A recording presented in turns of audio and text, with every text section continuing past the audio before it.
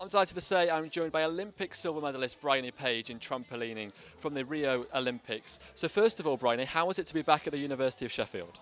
Oh, it's great. It's fantastic, and I've been talking to some of the guys that are part of this scheme, and just hearing their stories, and this underwater hockey, which is fantastic to hear about how they get involved in sport and how this scheme has helped them. So, it's been great coming back here. And you were an award winner of the ESPS Scheme only a few years ago. So how did that help you?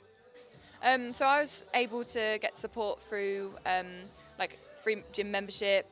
At the university's sports kind of facilities, and also flexibility within my times, my kind of exams, and flexibility within my timetable.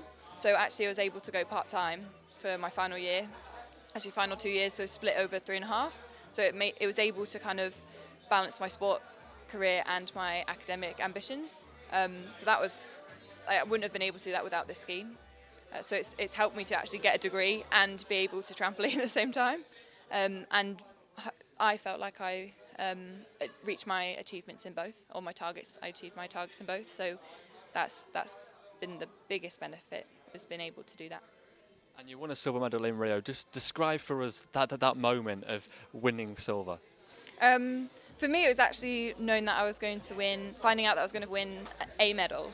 So actually, by the time I realised it was silver, I wasn't paying attention to the competition, because I was like so fixated on I've won an Olympic medal that we had to kind of I knew that I was going to be on the podium. I had to get my bag sorted and get my podium tracksuit on and stuff. So I wasn't quite paying attention to the competition, and I almost expected that person who was, because it's in reverse order, expected the person to go last to overtake us. But actually she didn't. So I heard from my coach behind me saying, "She's got the silver," and I was like, "What? This is me."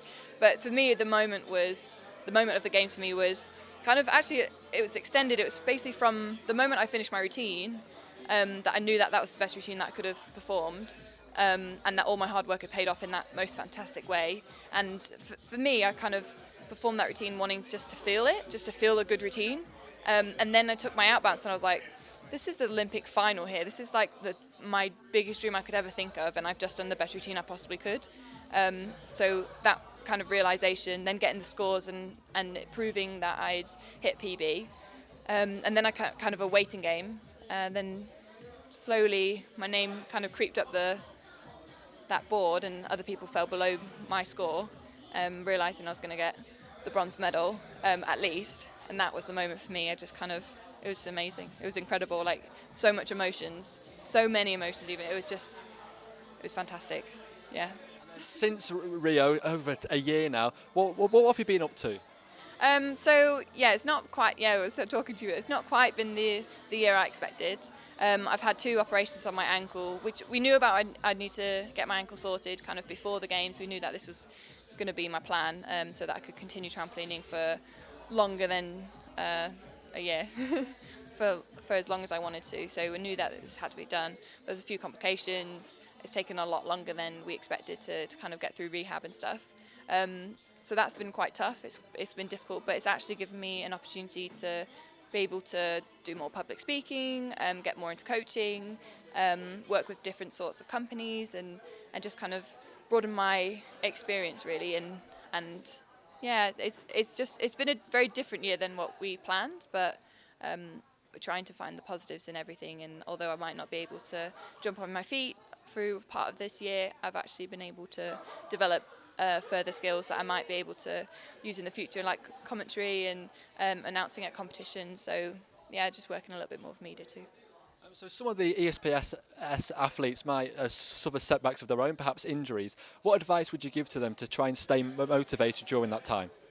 I think it's just kind of a belief that you can make this, you're injured. It's almost try and accept it, and also realise that motivation, that ambition is going to help you drive through this rehab, and you're going to have to go through it if you like it or not. So you've got to try and make it the best rehab you can.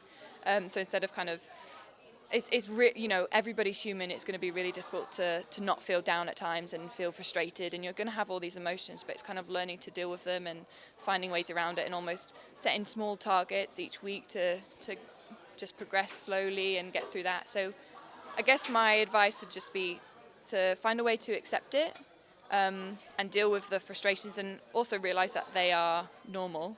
So don't get frustrated for being frustrated.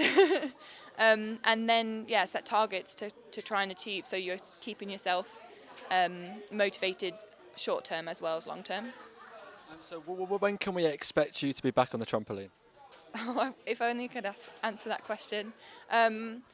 My next target is now the European Championships, which are next kind of Easter time, next year Easter time. So that is when I hope to be back up to kind of a good standard and being able to compete with the best in Europe.